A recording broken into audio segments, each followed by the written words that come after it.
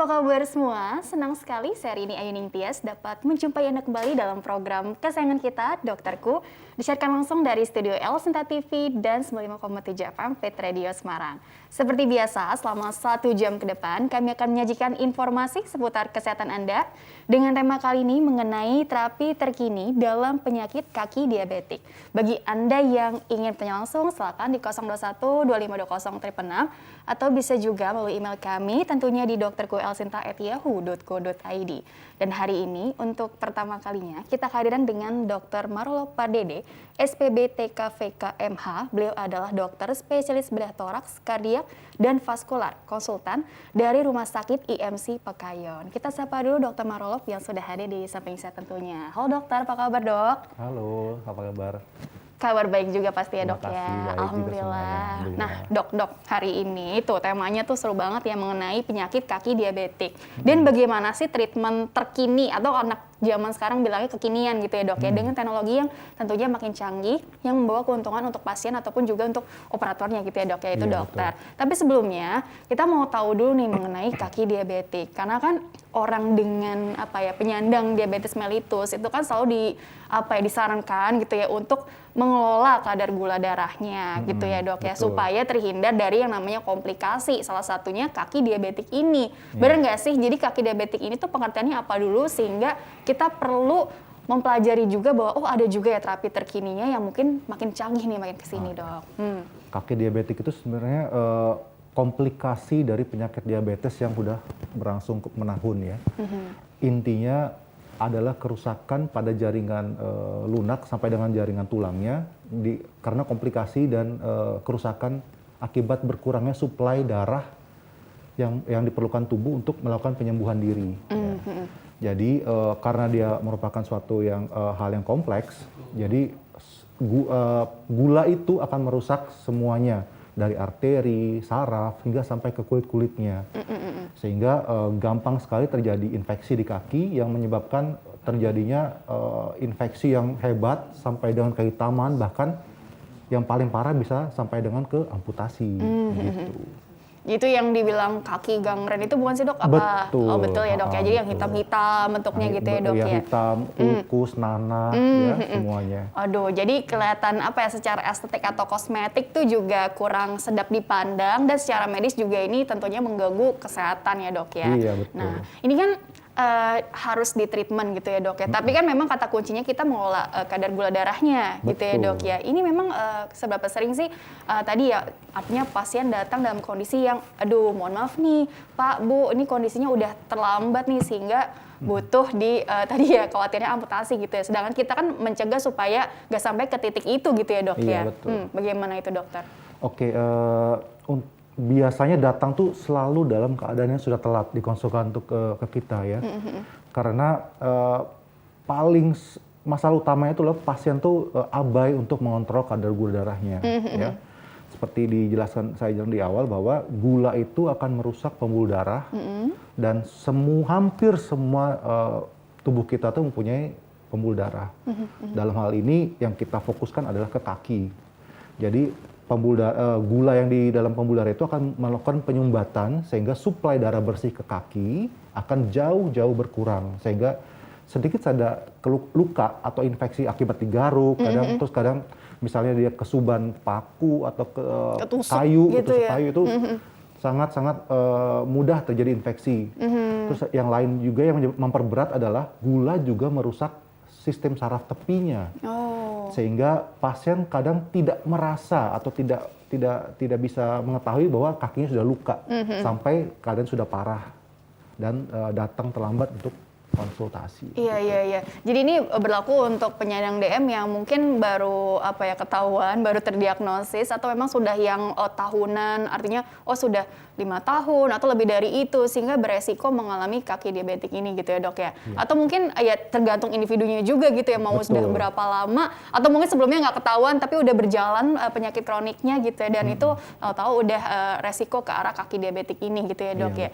Jadi ciri-cirinya memang tadi ya spesifik ya dok ya, ada yang lukanya nggak sembuh-sembuh gitu ya, atau mungkin nggak kerasa apapun gitu ya dok ya, padahal barusan nginjak mungkin paku atau apa gitu ya dok ya. Jadi secara lebih spesifik tuh ini menarik sih untuk dibahas gitu ya dok ya. Nah, mengenai yang treatment ini sendiri dok, kan dokter spesialis BTKVK gitu ya dok ya. Nah, ini sebenarnya kan pastinya kan konsul ke dokter spesialis penyakit dalam juga dong gitu ya. Jadi maksudnya peran teknologi terkini dalam mungkin ini treatment atau mungkin bisa sekalian preventif juga gitu ya dok ya untuk kaki diabetik ini, mencegah amputasi juga gitu ya dok ya. Terapi terkini ini lebih ke arah treatment sebenarnya, untuk membuka aliran darah tersebut supaya jika terjadi luka yang tidak sembuh-sembuh, biasanya kita ambil patokan lebih dari 7 minggu, 7 hari, dia cepat ya, seminggu ini patokannya. Ya, kalau dia lukanya kok cenderung bertambah bernanah, terus biasanya kan kalau kita luka itu 1-2 hari aja udah mulai kering kan. Nah kalau lebih dari 7 hari misalnya itu udah harus aware, mungkin ada gangguan di pembuluh darah. Nah terapi terkini ini adalah pertama untuk mendiagnosis dan untuk mentreatment supaya aliran darah ke kaki menjadi lebih lancar, luka menjadi lebih cepat sembuh untuk menghindari jangan sampai jatuh ke amputasi. Gitu. Karena tadi kan supply ibaratnya supply oksigen atau nutrisi ke arah untuk kaki, tungkai itu ada masalah gitu ya dok ya, karena DM-nya ini sendiri karena gula darahnya yang tinggi ini sendiri tidak terkendali dengan baik, sehingga tadi ada penyempitan atau sumbatan ya istilahnya dok ya, sumbatan, sehingga perlu dok tadi istilahnya dibuka atau dibuat mengalir lagi dengan lancar ke arah situ gitu ya dok ya. Itu dengan teknologi apa sih, ini teaser aja ya dok ya, walaupun nanti kita di segmen selanjutnya juga akan bahas lebih dalam lagi sih. Ternyata ada loh gitu kan yang fokus ke situ gitu ya dok ya. Intinya adalah membuka aliran itu bisa dengan balon, bisa dengan stand, bisa dibor, bahkan bisa disedot juga. Waduh, banyak tergantung, ya dok ya. Penyebab utamanya. Kan misalnya selain dia tersumbat mungkin ada lagi yang penyumbatannya karena bekuan darah, nah itu yang akan kita sedot. Misalnya kalau dia tersumbat murni karena kalsifikasi, itu bisa dibor. Kalau boleh dianalogikan tuh seperti kalau waktu zaman saya kecil itu kan pipa zaman itu dari besi ya. Nah kalau kita lihat dibuka itu penampangnya itu ada semacam kerak. Nah di pembuluh darah juga seperti itu. Jadi yang kerak-kerak itulah yang menyebabkan aliran darahnya menjadi semakin berkurang, luka menjadi sukar sembuh. Jadi timbul plak-plak gitu ya, kerak-kerak itu ya yang jadi menyempit jalurnya, terus kita lebarkan lagi maksud dari treatment itu seperti itu ya.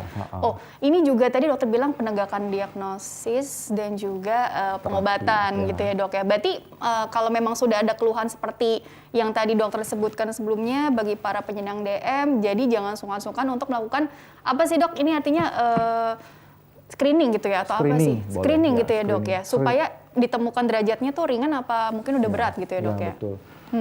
Yang mau saya share lebih lanjut adalah bahwa kita jarang ketemu yang tahap dini itu karena mobilitas kita tuh kurang. Kalau di negara barat itu kan mereka kadang ngejar-ngejar bus, ngejar-ngejar kereta ya, public transportnya sudah bagus sehingga kalau ada secara dini penyumbatan dia udah merasa nyeri di kakinya. Jadi datang tuh sudah keluhan nyeri. Nah kalau kita kan ibarat sepertinya saya lah ibaratnya dari pintu kan udah naik mobil atau naik motor ya, nggak sampai 1 kilo jalan misalnya. Jadi deteksi dini itu sangat-sangat susah kalau di kita. Datang sudah terlambat, apalagi kadang waktu datang ke kita tuh kenapa gulanya nggak terkontrol, takut saya ketergantungan. Itu dia yang jadi masalah utama di kita. Orang-orang takut ketergantungan katanya. Tapi sebenarnya itulah yang menolong pasien itu menjadi lebih baik harusnya dengan kadar gula yang terkontrol. Ya, gitu. jadi tadi mungkin efek sedentary lifestyle juga, kurang gerak, terus juga tadi nggak aware dengan keluhan, karena mungkin keluhan juga belum ada yang spesifik banget kali ya di awal. Spesifiknya harusnya kalau dia nyeri, kalau dia rutin melakukan aktivitas ya. Tapi kalau rebahan aja nggak berasa apa-apa gitu. Terus udah gitu mau ke dokter periksa takut gitu ya, udah keburu cemas duluan ya. Takut diamputasi saya dok, itu dia yang paling sering salah. Iya, karena kan memang dok ya, yang mengerikan juga ya dok ya. Jadi kan berpikir ke arah quality of life juga gitu ya dok ya. Nah oke deh, dokter kita jeda dulu sebentar, nanti dilanjutkan lagi di segmen selanjutnya untuk lebih detailnya lagi seperti apa nanti ya. Oke, pemirsa jangan kemana-mana, tetaplah bersama kami akan kembali sesaat lagi.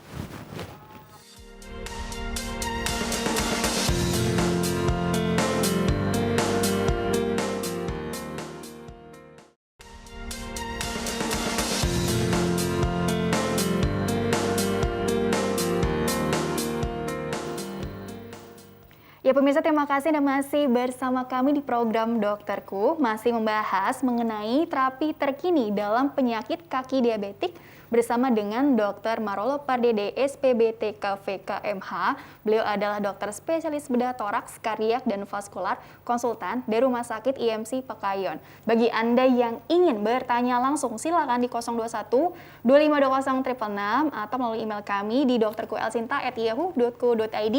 Nanti formatnya bisa menyusul, dicatat ya. Oke, ada nama, alamat, usia, serta pertanyaan Anda. Baik dokter, dilanjutkan kembali ya dok ya. Jadi, nah ini ada slide nih, langsung aja kalau gitu ya. Karena ada banyak slide-nya, jadi aku nggak mau mengulur waktu lagi. Coba slide-nya ditampilkan dulu mengenai vascular management for diabetic foot ya dok ya. Coba next slide kali ya, langsung Next aja slide, ya. oh ya. Nah, apa dokter ini? Oke ya, ini saya perkenalan dulu. Kita tuh ada bedah toraks, kardiak, dan vaskular masing-masing tuh ada penyakit tersendiri. Yang kita bahas saat ini adalah tentang divisi dari penyakit vaskularnya. Oke, next slide. Next slide. Ini buat pengantar Oke, aja. diabetic foot itu adalah, next slide. Next slide, Suatu diabetic foot. kerusakan jaringan ya, yang diakibatkan oleh gangguan aliran pembuluh darah bersih ke dalam ke kaki yang mengakibatkan luka yang tidak mudah sembuh atau Tidak cenderung kunjung lama sembuh ya. dan bahkan bisa mengakibatkan amputasi. Kalau dilihat di gambar itu ada gambar kehitaman di kaki ya. Pada beberapa pasien itu sudah bahkan keroak ya kalau kita bilang. udah sampai terlihat jaringan tulangnya. Seperti busuk gitu. Banyak nanah ya. Jadi Bapak Ibu bisa harus aware jangan sampai gangguan di pembuluh darah ini makin melebar yang mengakibatkan sampai dengan keamputasi nantinya. Next slide. Next slide. Oke, ini secara umum kenapa diabetes itu ada dan bisa merusak pembuluh darah. Itu jalurnya dapat terlihat bahwa yang utama itu adalah terjadi aterosklerosis atau penyumbatan di pembuluh darah arteri yang lama-lama akan mengakibatkan suplai darahnya menjadi berkurang. Seperti analogi yang saya bilang tadi bahwa pembuluh darah arteri itu menyuplai darah bersih. Kalau dilihat kerusakannya seperti pipa besi yang zaman dulu yang berkarat dalamnya, akibatnya alirannya menjadi sangat hilang gitu ya. Selain itu dia juga mengakibatkan kerusakan pada neutrofil. Neutrofil itu ada sel untuk sistem pertahanan tubuh kita, dan dia juga merusak sistem saraf di situ sehingga rasa sensasi nyeri, sensasi raba itu semakin hilang dan bahkan pasien sering tidak tahu kalau dia luka. Ya. Itu dia, makanya sangat-sangat berat jika kita mengabaikan kadar gula darah kita sampai separah itu. Dan ini prosesnya berlangsung lama ya. Jadi kalau mungkin hanya baru 1 atau 2 hari ini terdeteksi, maka harus aware bahwa kita jangan sampai jatuh ke tahap lebih lanjut begitu. Next slide. Apalagi kalau yang suka nyeker tahu-tahu nginjek apa nggak tahu gitu kan. Nah ini derajatnya ya dari yang asimptomatik saya bilang tadi sampai dengan yang luka sampai kelihatan tulang atau menghitam. Itu dari sinilah yang kita tahu bahwa seperti saya bilang kita utarakan sebelumnya bahwa kita jarang menemukan pasien-pasien dalam gejala yang ringan atau mild claudication. Kalau kita bilang itu tandanya jika berjalan lebih dari 2 blok itu akan rasa nyeri di kakinya. Kalau di dunia barat mereka kan public transport semua rata-rata, jadi kadang mengejar dan lari itu mereka udah rasa datang ke dokter langsung, oh kaki saya nyeri. Ini kata seminar-seminar yang kemarin mungkin ada sumbatan di pembuluh darah saya gitu. Gitu ya, makanya dok, ya? dia lebih aware. Kalau di kita jarang, sehingga datang itu kadang-kadang udah grade yang keempat yang sudah ada boroknya begitu. Next slide. Next slide. Oke, ini gejala-gejalanya pasti karena gangguan di pembuluh darah arteri, suplai darahnya berkurang, maka gejalanya pasti kakinya lebih dingin, lebih biru, ada ulkus, dan kadang-kadang bisa ada perbedaan tekanan yang cukup tinggi antara kaki dan tangannya. Itu yang kita bilang ABI atau ankle brachial index, itu bila lebih dari 1,4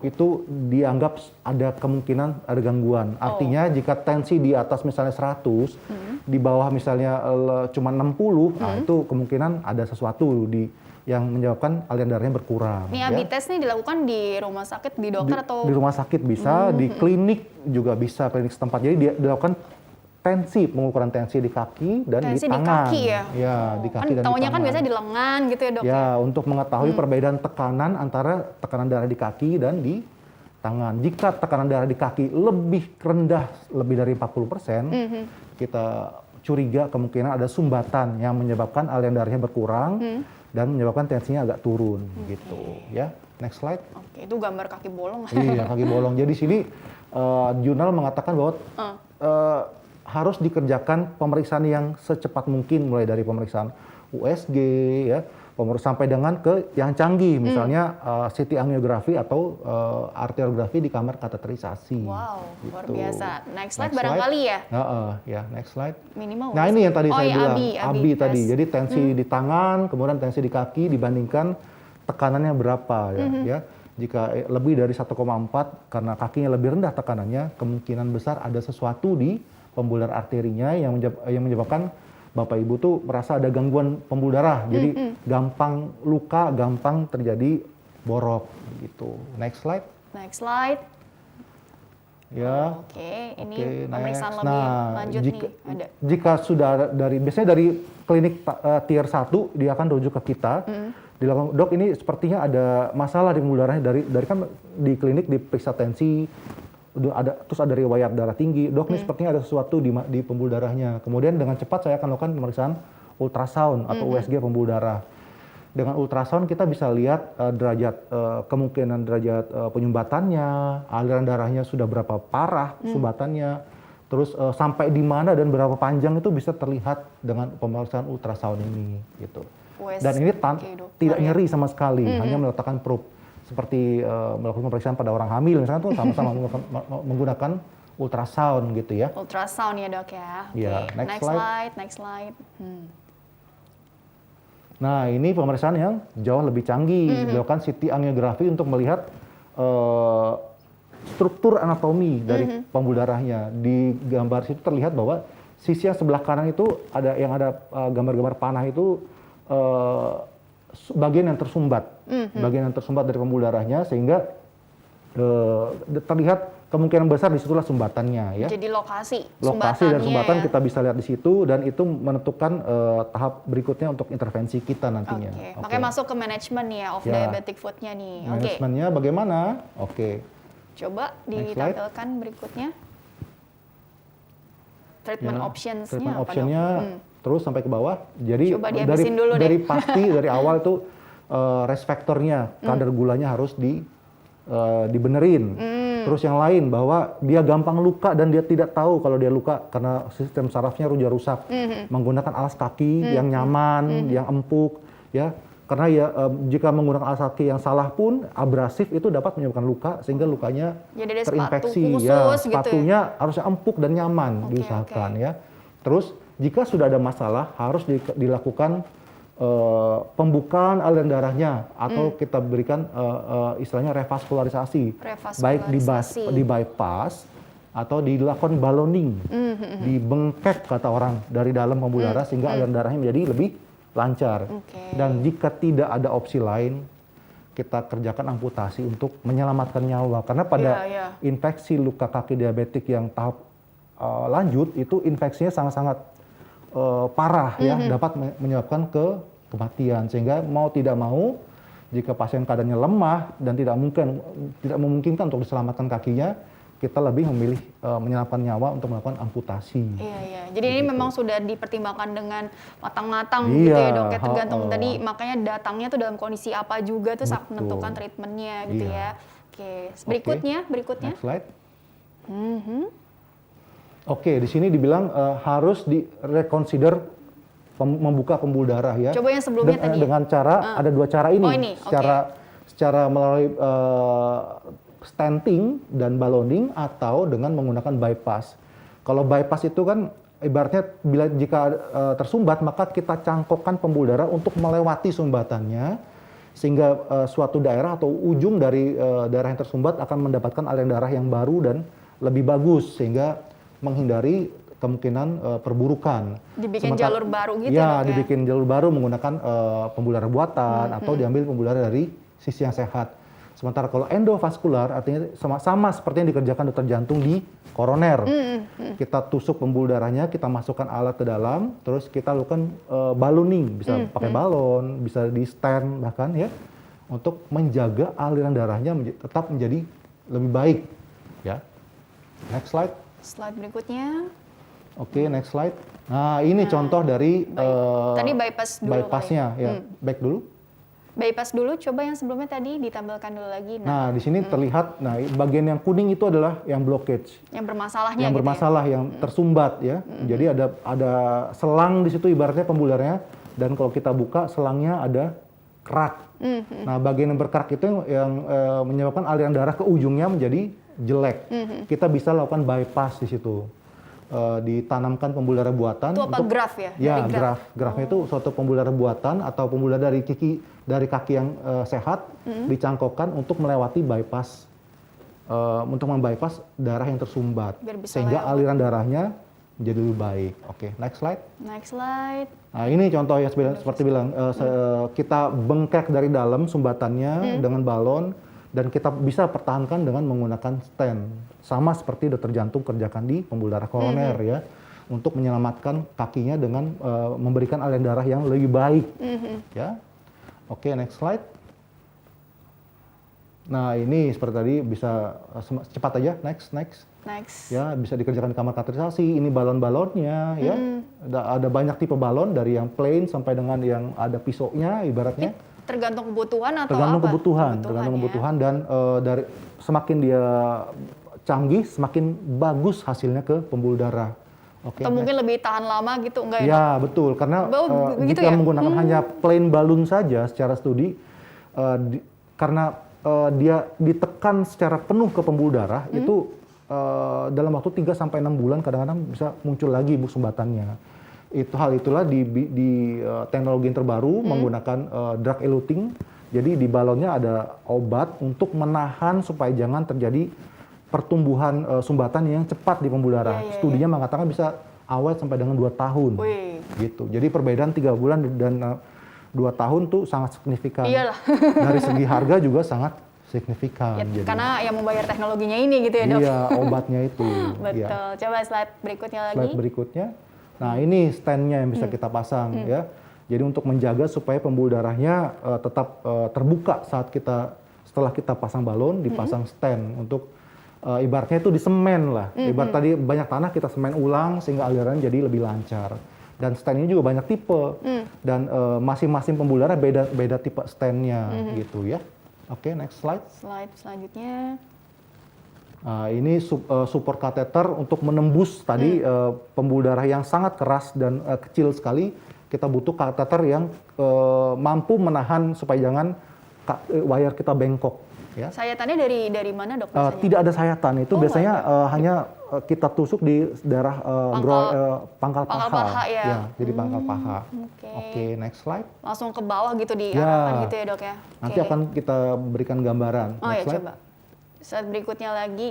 Nah, ini yang seperti saya bilang tadi, jika sumbatan itu mengakibatkan bekuan darah di ujungnya, setelah kita buka, kita dapat lakukan penghisapan dengan alat trombektomi. Oh, jadi yang membeku darahnya dihisap. Ya, dihisap supaya jadi lebih lancar lagi. Bisa lewat tuh bisa tadi lewat ya. aliran darahnya. Seperti digambar di sisi kanan itu terlihat bahwa harusnya bisa di-play sih. Cuma itu akhirnya dilakukan penyedotan sehingga aliran darah menjadi lebih baik. Oke. Kalau di play ya begitulah kurang lebih gambarannya. Kurang lebih seperti gitu itu ya. akan bisa di play. Oke, next slide. Slide berikutnya. Next slide. Nah, ini arterektomi pada calcified vaskular yang parah, itu kita lakukan pengeboran. Jadi dibor terus dihisap kalsiumnya, kemudian baru kita balon. Jadi untuk mengurangi penekanan yang berlebih pada pembuluh darah yang mengakibatkan terjadinya penyempitan lebih cepat. Jadi kita bor dulu, kemudian baru kita kembangkan balon di situ. Dan kalau memungkinkan sangat disarankan untuk melakukan pengembangan balon yang menggunakan obat atau drug eluting balloon ya. Slide berikutnya ya. Ini ada banyak soalnya ya. Bisa juga nih dengan iFuse. Ini USG khusus di dalam pembuluh darah. Macam-macam ya, banyak ya. Jadi sekarang ini semakin maju teknologinya. Jadi dengan iFuse kita bisa mengukur pembuluh darah tuh ukurannya berapa, apakah ada robekan di situ, terus kita bisa kembangkan balon yang sampai dengan ukuran berapa. Karena dengan pencitraan itu kita hanya lihat ada sumbatan, tapi kita belum tahu secara pasti bahwa ukuran pembuluh darahnya berapa mili. Dan misalnya kalau pembuluh darah aslinya 5 mili, kita kembangkan balon yang hanya 3 mili, dampaknya tidak terlalu signifikan ya. Dengan menggunakan iFuse ini kita bisa ukur lebar pembuluh darah dan menggunakan balon yang tepat untuk membuka alirannya, sehingga tidak banci lah membuka balonnya gitu. Harusnya buka balon 5, tapi hanya dibukanya balon 3 ya gitu. Slide berikutnya Slide lagi. Berikutnya. Oh, Nah ini contohnya. Kasus nih. Ini pada pasien saya dengan luka di kaki, kalau bisa di play. Itu di sisi gambar yang paling kiri itu aliran darahnya sangat-sangat pelan. Ya begitu kontras dimasukkan, aliran darahnya pelan sehingga kita tampak di situ. Di gambar yang tengah itu balon dikembangkan, dan gambar yang di kanan itu setelah dikembangkan balonnya, aliran darahnya menjadi lebih cepat. Dan ini saya nggak bisa di play ya? Oh itu harusnya bisa di play itu. Coba, bisa nggak? Coba tolong di play. Jadi biar tahu kalau tadinya macet gitu, terus lama-lama bisa jalan merayap, terus lama-lama lancar gitu ya. Yang kiri itu maksudnya ibaratnya gitu jalannya sedang macet, sudah macet. yang kanan itu polisi sudah ngusir-ngusirin mobil. Yang gambar paling kanan itu aliran darahnya udah lancar kembali. Oke, nampaknya seperti tidak bisa dibuka Iya, tapi mungkin tadi perumpamaannya seperti tadi tuh maksudnya. Betul. Coba ada lagi contoh selanjutnya. Gambar berikutnya. Ini ibaratnya kalau kita lihat gambaran di slide tadi itu, bahwa yang sisi kiri itu ada sumbatan di situ ya, kita lakukan dibuka pembuluh darahnya, kemudian hitam semua pembuluh darahnya, artinya aliran darahnya menjadi lebih lancar. Dan gambar yang kanan misalnya itu ada ditunjuk darah panah, itu sumbatan sampai dengan 90% tuh kurang lebih ya. Kemudian kita kembangkan, kita buka aliran darahnya sehingga kontras penuh mengisi struktur pembuluh darahnya. Artinya darah menjadi lebih lancar, tekanannya jauh menjadi kuat lagi, sehingga yang tadi kalau kita ukur AB-nya itu tekanan darah di kaki dan di tangan akan menjadi sama. Oh iya dong, otomatis gitu ya. Nah, otomatis tadi kontrasnya juga udah bisa lewat. Kontrasnya gitu ya. lewat dengan lancar, dengan baik di situ ya. Nggak ada hambatan karena sumbatannya ibaratnya udah dibuka, macetnya gitu ya. udah dibuka. Nah ini gambaran kaki yang telah kita treatment ya. Gambar kalau lihat di gambar paling kanan itu ada jempol yang hitam. Ini foto dokumen pasien dokter atau dari teman saya punya, iya. Saya minta fotonya. Jadi kakinya udah hitam, terus kita lakukan intervensi, kita buka aliran darahnya, kemudian makin lama lukanya menjadi lebih cepat menutup. Sebelum kita lakukan intervensi itu cenderung lebih naik dia, walaupun sudah dilakukan pembersihan luka berulang kali, tapi lukanya menjadi cepat naik, menjadi hitamnya semakin naik ke arah jempol, ke arah kaki ya.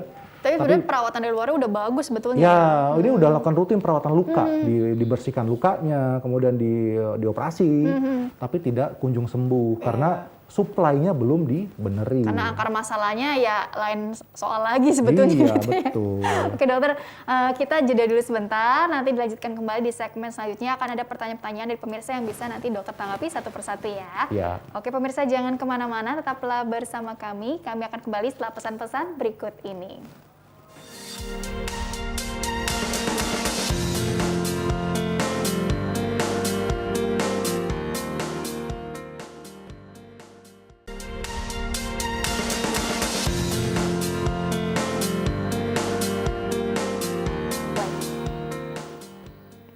Ya pemirsa, terima kasih Anda masih bersama kami di program Dokterku. Masih bersama dengan Dr. Marolo Pardede, SPBT KVKMH. Beliau adalah dokter spesialis bedah toraks, kardiak, dan vaskular, konsultan dari Rumah Sakit IMC Pakayon untuk masih membahas ya mengenai terapi terkini dalam penyakit kaki diabetik. Bagi Anda yang ingin tanya langsung, silakan di 021 2520 666 atau melalui email kami dokterkuelsinta@yahoo.co.id. Format lengkapnya coba ada nama, alamat, usia pasien, serta pertanyaan detailnya ya.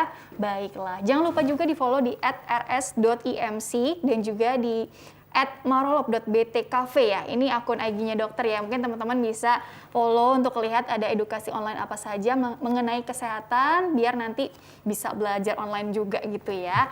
Baik, dokter, ini pertanyaan pertama dari siapa ini? Dari Ajeng. Ajeng dari Jakarta Pusat, dokter.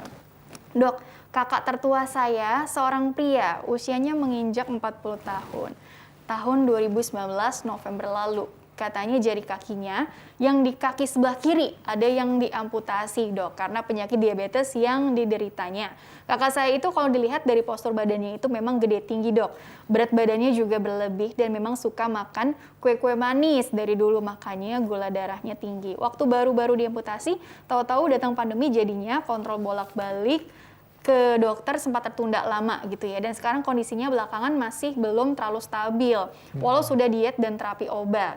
Bagaimana, dok, perawatan khusus penderita diabetes bagi pasien yang sudah ada riwayat amputasi jari kaki sebelumnya? Adakah treatment yang disarankan selain diet dan obat untuk mencegah katanya supaya tidak diamputasi lagi? Terima kasih, mohon sarannya.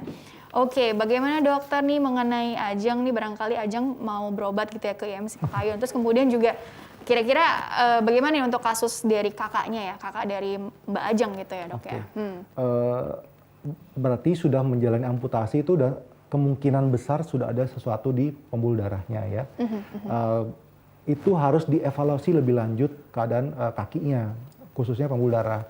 Jika kontrol ke rumah sakit itu akan dilakukan pemeriksaan ultrasound dulu dari yang paling mudah dan tidak nyeri. Itu hanya menempelkan probe, kita bisa nilai aliran darahnya bagaimana, terus kira-kira sumbatannya ada di mana saja. Dari situ, jika memang signifikan sumbatannya, kita bisa lakukan pemeriksaan penunjang atau bisa lakukan intervensi langsung di kamar kateterisasi. Dan seperti kita diskusikan sebelumnya, kita harus mengembalikan aliran darahnya itu menjadi lebih baik lagi untuk mencegah si luka di kaki itu menjadi lebih luas. Yang pertama. Yang kedua, yang pasti gaya hidupnya harus lebih baik. Ya. Mulailah dengan olahraga ringan, misalnya setiap 2 atau 3 kali satu minggu. Terus dietnya harus benar, hindari stres, ya. Semuanya itu akan menunjang penyembuhan luka di kakinya. Ya, saya sarankan sih kita di IMC Pekayun itu mempunyai semua hal yang tadi kita sebutkan, dari pemeriksaan ultrasonografi, ya, IFUS, bahkan kita bisa lakukan pemeriksaan lebih lanjut bisa di kamar kateterisasi. Bisa kita intervensi langsung, bisa sampai dan kita bor kalau perlu, kita pasang stent kalau perlu ya, untuk memastikan bahwa aliran darahnya itu baik dan tidak sampai naik lagi lukanya. Kurang lebih seperti itu. Kurang lebih seperti itu ya, Bapak Untuk Ibu. dokter-dokter yang terlibat gitu ya, dok ya, di IMC Pekayun, atau mungkin secara umum ya, dok ya, untuk penanganan kaki diabetes ini gitu ya. Siapa aja sih gitu ya? Kita ada tim di sana. Jadi saya khusus untuk mengevaluasi dan mentreatment vaskularnya, pembuluh darahnya. Nanti ada dokter penyakit dalam untuk mengontrol kadar gulanya. Terus teman saya dari dokter bedah dan bedah plastik untuk mempercepat penyembuhan lukanya ya. Jadi sinergi ini akan menjamin bahwa pasien akan mendapatkan penanganan yang tepat ya, sehingga tidak sampai jatuh ke amputasi atau tidak sampai lukanya makin luas sehingga naik ke atas, ke kaki yang lebih tinggi begitu. Iya, kurang lebih seperti itu ya. Karena Ya, fokusnya jadi penanganan tadi ini mencegah. memang harus sinergi antara ke semua dokter sampai dengan ke rehab medik, bahkan Rehab sampai ke medik, tim gizi. ahli gizi Begitu. kan untuk dietnya sendiri Iya. gitu ya, dok ya, gitu. Jadi lengkap gitu ya. Oke, baik, kurang lebih seperti itu Mbak Ajeng. Nah, kita move on dulu ya ke pertanyaan berikutnya. Ini dari Bapak Willy. Bapak Willy dari daerah Sunter. Dok, saya mau tanya, yang dimaksud dengan pemasangan ring atau stent tadi ya pada kaki diabetes itu apa? Apakah mirip dengan pemasangan ring pada jantung? Terima kasih. Kan sering dengar ya untuk penyakit jantung koroner, untuk itu kan pasang stent gitu ya. Nah, ini untuk kaki diabetes ya itu bagaimana nih Bapak Willy? Mungkin mau nanya bedanya itu di mana? Prinsipnya nih mirip-mirip atau bagaimana sih, dok, itu yang namanya sumbatan di pembuluh? Ini apa? Arteri tadi ya, arteri perifer betul. ya. Ya, arteri Bagaimana, dok? Oke. Secara prinsip itu stent yang kita pasang itu mirip ya, tapi secara spesifik itu berbeda. Karena kaki itu ada daerah sendi yang kalau di jantung dia otomatis hanya memanjang seperti itu, tidak ada darah yang membengkok. Nah kalau di sendi misalnya kita pasang di lutut itu kalau dia nekuk itu ada kemungkinan stennya patah dan itu akan menjadi tersumbat kembali ya. Jadi prinsipnya sama, cuman spesifikasinya berbeda. Intinya adalah menjamin aliran darah ke pembuluh darah kaki menjadi lancar ya. Ya seperti itu yang sudah Iya, kurang lebih begitu ya. Sekali lagi juga speknya berbeda aja. Speknya berbeda, tapi tadi prinsipnya kurang lebih sudah dijelaskan ya, gitu dan ya, ukurannya Dok, ya? juga kan berbeda. Ya. Kita ada mulai dari 7 mm sampai dengan 3 mm. Okay. Kalau di jantung itu antara 1,5 sampai 3 mm kalau tidak salah. Nah, yang penting juga edukasi dari dokter juga sih ke pasien atau keluarga pasien ya. Setelah barangkali gini Dok ya, teknologi memang sudah canggih sekali. Ya. Mau alatnya sehebat apapun, dokternya jam terbangnya setinggi apapun gitu ya. Tapi kalau pasiennya mungkin after tindakan dia masih pola hidupnya juga masih berantakan gitu. Itu juga kan resiko gitu ya. Resiko ini datang lagi ke ke kambuhan atau mungkin jadi lebih buruk lagi tuh bagaimana juga gitu. Jadi jangan salahkan juga, ini teknologinya kan udah hebat nih, harusnya gini-gini, nggak begitu ya Dok ya. Tapi butuh kerjasama dari pasien juga. Biasanya yang diedukasikan gitu ya ke keluarga pasien atau pasien itu sendiri juga bagaimana dokter? Iya, karena penyakit diabetes ini adalah penyakit sistemik, jadi semua dokter yang terlibat pun banyak ya. Jadi harus terbentuk tim mulai dari yang paling sederhana adalah wound nurse atau perawat luka. Perawat luka ya. Jadi dia melakukan perawatan, terus dokter penyakit dalam yang memastikan kadar gula darahnya menjadi lebih baik dan stabil. Karena kadar gula darah yang tinggi itu yang akan mempercepat perusakan di pembuluh darah arterinya sehingga gampang lagi tersumbat. Kemudian saya memastikan aliran pembuluh darahnya menjadi lebih baik ya, dan bisa dengan intervensi, bisa dengan obat-obatan ya. Terus yang tadi adalah misalnya dokter bedah plastik atau dokter bedah general untuk melakukan perawatan luka ya, dan dokter rehab medik untuk merehabilitasi kaki. Misalnya kalau perlu latihan otot yang mana dilatih ya, dan jika amit-amit nih sampai dengan diamputasi, kita bisa konsulkan untuk pemasangan kaki palsu untuk memperbaiki kualitas hidup dari pasien-pasien kita. Iya, gitu. jadi intinya tadi disesuaikan dengan kondisi derajat Masing-masing ringan, pasien. sedang beratnya pasien, terus juga tentunya untuk goalnya ingin quality of life-nya sekali lagi ya. Iya, jadi betul. jauh lebih baik lagi gitu ya. Oke dokter, kita jeda dulu sebentar, nanti dilanjutkan di segmen terakhir sekaligus nanti closing statement ya dari dokter ya. Oke pemirsa, jangan kemana-mana, tetaplah bersama kami akan kembali sesaat lagi.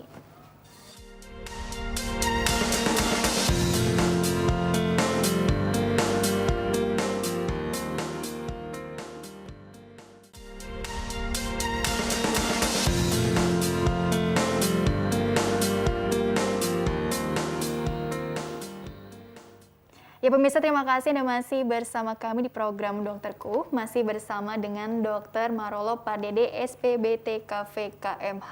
Beliau adalah dokter spesialis bedah toraks, kardiak, dan vaskular, konsultan dari Rumah Sakit IMC Pekayon untuk membahas yaitu terapi terkini dalam penyakit kaki diabetik. Dokter, segmen terakhir nih dok ya. Jadi gini dok, karena aku membayangkan gitu ya dan mendengar cerita dari orang-orang juga gitu yang memang sudah ke tahap ya udah terlanjur mengalami ya tadi ya komplikasi seperti ini gitu ya dok. Ya tentunya kan cost-nya ya, waktu, tenaga, biaya dan lain-lain itu jadi jauh lebih besar gitu. Dan kebanyakan yang aku dengar-dengar juga datangnya memang agak terlambat sih gitu ya, seperti yang tadi sudah kita bahas di pembukaan gitu ya.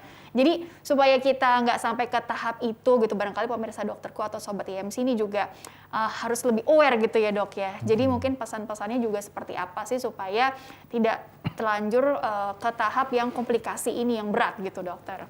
Oke. Intinya sih semua orang harus mulai memperhatikan asupan gizi dari sejak dini, apalagi sudah ada riwayat sakit gula dari kedua orang tua. Jadi walaupun diturunkan itu penyakit gula, tapi faktor lingkungan dan faktor gaya hidup itu sangat-sangat berperan untuk menghindari diri kita terkena penyakit diabetes ya.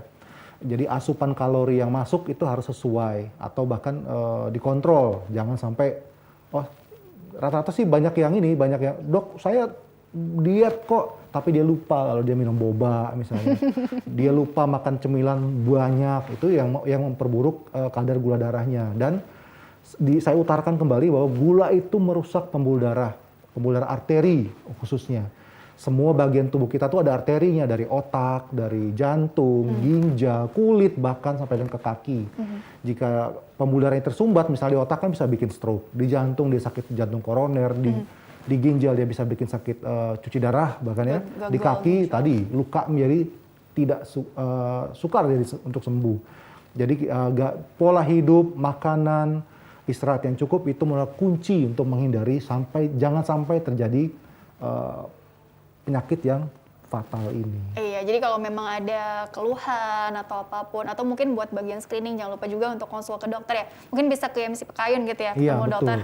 Di sini kita mempunyai tim yang udah kita bentuk untuk mensupport penyembuhan kaki diabetik ya. Nanti ada teman dari penyakit dalam untuk mengontrol kadar gula darah. Saya bertanggung jawab untuk menjamin kelancaran aliran darahnya. Terus ada teman di bagian lain untuk melakukan penyembuhan luka, ya, cuci lukanya, terus wound dressing segala macam itu ada teman saya. Terus ada juga tim dari rehab medik untuk menjamin latihan dari kakinya jadi lebih baik. Oke, Gitu, kurang lebih seperti itu ya. Jangan lupa juga sekali lagi di follow di @rs.imc dan juga di @marolov.btcafe ya. Nanti bisa ditampilkan ya. Oke dokter, karena waktunya terbatas, jadi closing statement-nya untuk kita semua mengenai tema hari ini. Silakan dokter. Iya, jika ada tanda-tanda kaki kita menjadi lukanya sukar sekali sembuh, datanglah untuk ke saya misalnya di Rumah Sakit IMC Pekayun. Jam praktek nanti kita bisa share, itu harus dilakukan pemeriksaan secara tepat, aliran pembuluh darahnya bagaimana. Kita bisa melakukan pemeriksaan dari yang simple bahkan sampai dengan yang canggih, dan kemungkinan untuk melakukan intervensi untuk menjamin penyembuhan luka dan menjamin tidak sampai jatuh ke amputasi pada tahap-tahap awal ya. Dan pada tahap yang lebih lanjut kita akan usahakan penyembuhan lukanya menjadi lebih cepat. Jangan sampai kesakitan ini membuat kita menjadi lebih produktivitas menjadi lebih jelek ya. Kita dapat menjadi beban ibaratnya bagi keluarga. Dan kalaupun sudah terjadi, butuh support dari keluarga untuk supaya pasien ini punya keinginan untuk sembuh dan support mengontrol makanan khususnya. Karena untuk mencegah kerusakan jadi lebih lanjut ya. Itu sih dari saya. Wah, penutupnya bagus sekali ya. Dokter, terima kasih telah berbagi ilmunya. Mudah-mudahan membawa banyak manfaat untuk orang banyak. Sukses selalu, sehat selalu untuk dokter ya. Terima kasih. Pemirsa, terima kasih juga Anda telah mengikuti program ini. Saya Rini Ayu Ningtyas beserta seluruh kru yang tugas mohon undur diri dari hadapan Anda. Sekian dan sampai jumpa. Dokter,